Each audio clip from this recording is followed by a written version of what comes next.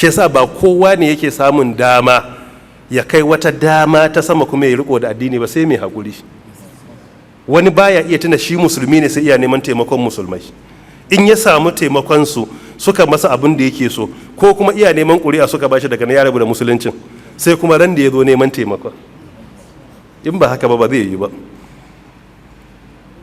Gabanin na kai kujerar da nake kai yanzu ta ƙasa da ita ma da zauna, akwai lokacin da ana ɗora ni, wanda suka fara kira na mutane ne na gamsu da su, kuma wallahi bisa ga duk abin da ya bayyana ido na, wallahi mutanen kwarai ne, kuma mutane da suke kaunata don Allah. Nasiha su ta farko shine malam, ba za a bar karantar da addini ba. nace a'a, ai abin da zai sa a bar karantar da addinin gara a bar abun shi kansa.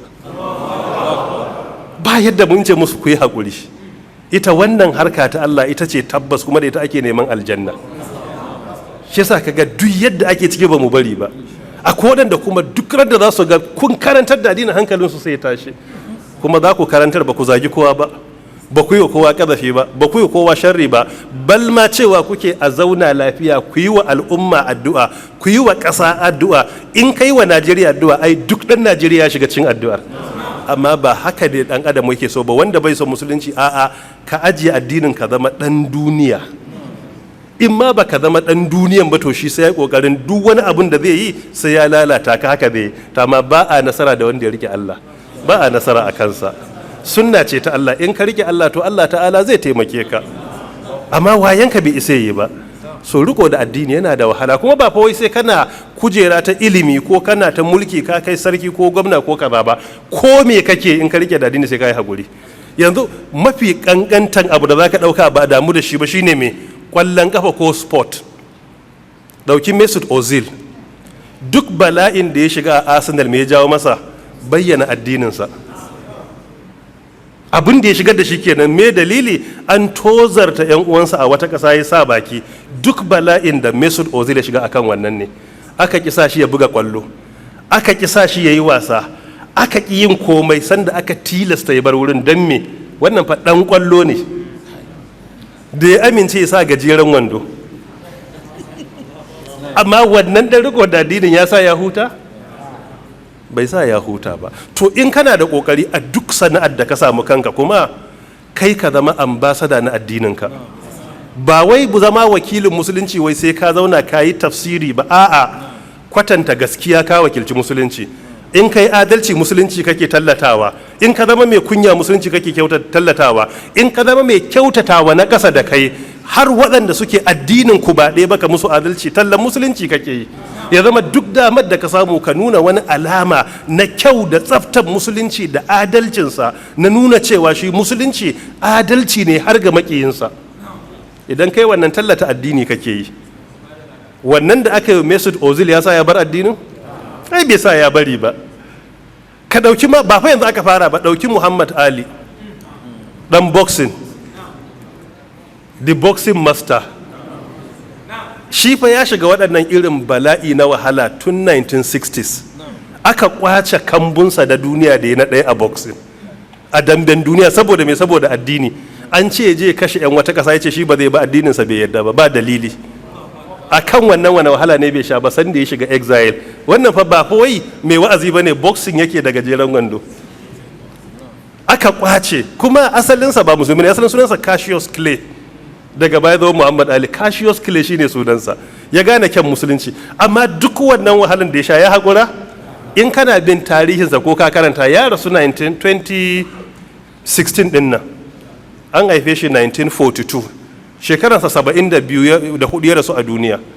Ya samu matsala ta Parkinson, shine wani ciwo da ke sa ga mutum ya dan kadawa haka Parkinson.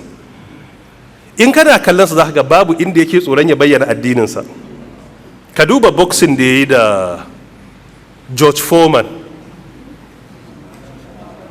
misali, ka kalla tun muna yara ƙanana aka yi sosai, mun tashi mun ga ana kallonsa ne late 70s, the rumble in the jungle, haka ake yi wa abun take. A nan Afirka aka yi Zayar, me sunan kasar yanzu Congo ake ce mata. A nan Afirka aka zo aka yi, da ya gama aka ce aka yi nasara akan Foreman. George Foreman a lokacin ba wanda yake yi nasara da shi. Ana boxing din lokacin round 15 ne, amma tun shekaransa kusan 4 ba wanda ya wuce rawun 2 bai buge shi ba. Amma Muhammad Ali da ya aka kammala aka ce aka yi ka zo ka buge shi sai ce daga Allah ne. Ya ce it's not my power but from Almighty God Allah. Ya ce ba ni bane Allah ne yayi. Abu ne na Allah. Ba daga to me yake naka da'awa yake na addini. Sai ya ce wa masu interview da shi yan jarida ku je ku duba local masallatai anan ku nemi booklets akan addini ku karanta. To wannan Allah da za ku gani a masallaci ana rubuta abin da ya umarni da karfinsa ne nasara. Wannan fa a boxing kenan. To riko da addini ya sha wahala. Wanda yake bayyana maka duka menene ya shiga cikin wadda ta'ifatun min ahlil kitabi law yudhillunakum. Inda a lokacin ya yadda addinin da fa ya huta. Da fa ya huta duk abin da ba a so addinin ne. Yau idan kowa zaka samu kowace ni'ima sai ka yadda addinin to ba ruwan kowa da kashi. Ba wani mai zagi ya daina, mai kazafi ya daina, mai sharri ya daina, mai dalili addinin da ka rike. Kuma har a yanzu haka ne. Yanzu akwai wasa da ake na mixed martial art UFC. Akwai wani bawan Allah da kwanan nan nake bin tarihinsa na ga irin wahalhalun da yake shiga. Bilal Muhammad dan Palestine ne, ya iya wasan, yana ta nasara, amma duka wurin ana bincike wai me yasa ba a son sa. Ba wanda ke son sa, laifinsa dai me in ya shigo cike yana sujudu shukr in yayi nasara, akan wannan ba a son sa. Akwai su da dama, kawai siffatuwa da addinin sai zama ba a son ka.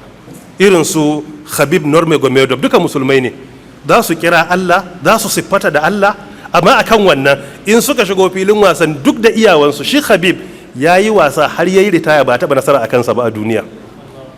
Tun da ya zama professional ba a taɓa yi ba, amma laifinsa dai mai dalili yana bayyana addininsa. An yi ya kawo matarsa public a gaggasa ta ce a matarsa iyalinsa ne ta zauna a gida, ba zai kawo ta ba, shi ba zai yi ba. So duk ya shiga cikin wadda ta'ifatun. Wannan fa masu wasanni ne da gajeren wando, kuma wani wasan ma ana yi ko riga babu, ba wai a riko suka yi wani abu na fili ko na advocating addini ba, abu ne mai sauki. To ita sunna ce ta Allah. Kullum kai riko da addini sai ka zama mai haƙuri. Kuma matsalar ɗaya ne shine addinin da ka rike ba kai ne ba a son personalitin ka ba, a'a addinin ne ba a so. In za ka watsar da shi ka zama ɗan duniya to ba ruwan kowa da kai. Amma inda za ka rike to kuma shi kenan. To amma sai ka ci gaba da rikewa.